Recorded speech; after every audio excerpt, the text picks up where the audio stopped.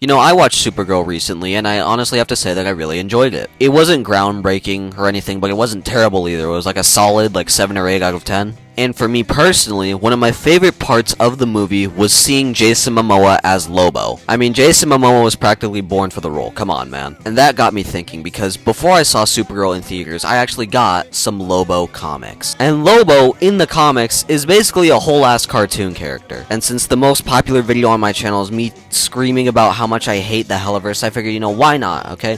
Why not do a little bit of good old-fashioned power scaling? Could Lobo solo the Hellaverse? Alright, before we get into this, we gotta establish some ground rules. First of all, rule number 1, and this applies to both parties, no outside help, meaning that Lobo cannot call on any allies and neither can the Hellaverse. And just to be clear, Lobo is running the gauntlet through hell. You might be asking, Snowbricks, why isn't Heaven involved in this? Well, fuck you. Rule number 2, no outside weaponry, meaning that aside from the hook and chain that Lobo usually carries, he cannot use any outside weapons. No guns, no knives, none of that. And this applies to Hell and its denizens too. Rule number 3, weapons aren't okay, but powers are. If you got powers, use them. I do not care. But before we do anything, I figured I should give you guys a rundown of Lobo's most impressive feats. Lobo can trade blows with someone like Superman, meaning that his strength, speed, and durability are on par with Superman's. Even if Lobo does get hurt, his healing factor is so powerful that he once regenerated himself completely from a pool of his own blood. Not to mention how Lobo was once banned from both Heaven and Hell in one comic run because he was so much of a pain in the ass. This doesn't really have any effect here, I just brought it up because I thought it was funny.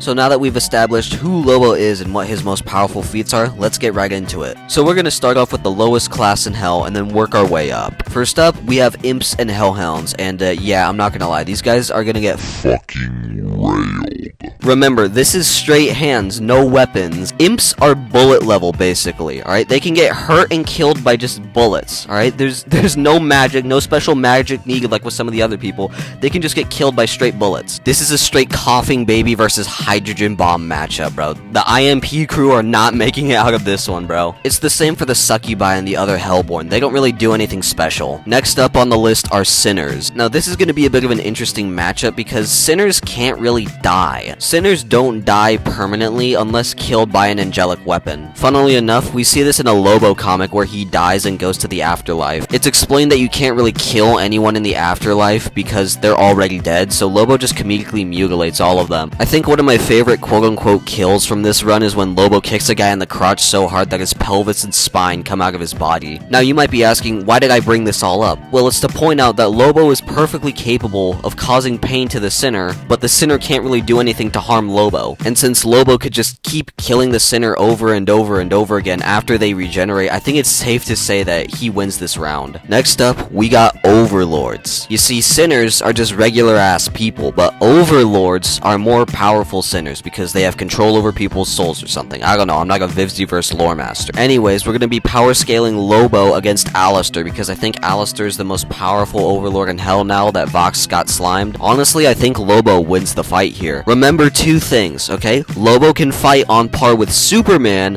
and Lobo has canonically regenerated his entire body from a pool of his own blood. Alistair has nothing that matches these feats, bro. He is getting cooked. Alistair might be one of the strongest Overlords in the verse, but that's, well, in the verse. None of his feats scale anywhere close to Superman's. Even if Alistair did manage to hurt Lobo, Lobo would just tank that shit because of his healing factor. Alistair can't really do anything against Lobo that would permanently put him in the ground. And since Alistair is the strongest Overlord, none of the other Overlords really stand a chance against him. So I'd say it's raps for those guys, bro. It's straight up over for them. Next up in Hell's power ranking is the Goetia. I mean, Lobo clears this one easy too. I mean, Androlphus got his ass beat by a depowered Stolas for like 10 solid seconds. Everything you are now.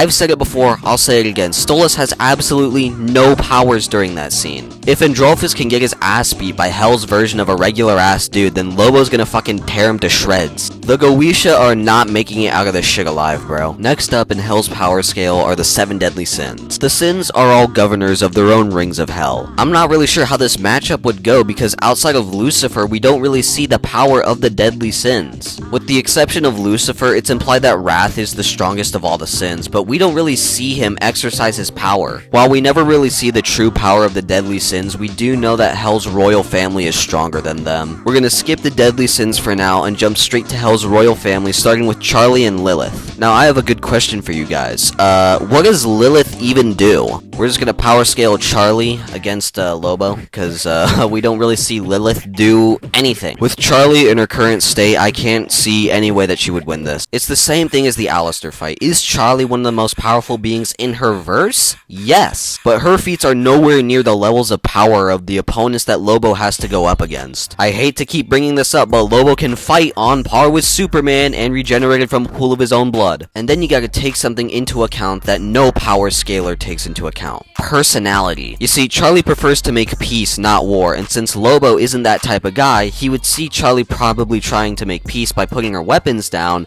and then he would just fucking... Only way Charles is winning is through thoughts and prayers, bro. And then last but not least, the big man on Hell's block, Lucifer Morningstar. Honestly, I think Lucifer might be one of the only people on this list to give Lobo a run for his money. Remember, Lucifer was beating the dog shit out of Adam in their fight, bro. Now that being said, Lobo still comes out on top of this one. Lucifer's powers like shape-shifting, reality warping, and energy projection, they could definitely cause Lobo some issues. I'm not saying that this is gonna be a cakewalk like all the other fights. Now, none of Lucifer's feats are on par with Superman's. Don't make me tap the sign, bro. Lucifer loses this fight, but not without giving Lobo a challenge. Who knows, maybe in the future when we see more of Lucifer's power, more of the deadly sins' power, we can accurately power scale them to Lobo. However, as of when I'm making this video, yes, Lobo can solo the Hellaverse. Anyways, this is probably where I'm going to end the video. Don't forget to like, comment, and subscribe, as well as leave a hype. I'm not really sure what hypes do. I just like seeing big numbers next to my name. Be sure to become a channel member and join my Discord server, link in the description below. Comment of the week status goes to Reznov, double V. If you want comment of the week status, all you have to do is be the first person to comment on one of my videos, and I'll give you a shout out in the next one. And with that all having been said, I'm out. Peace.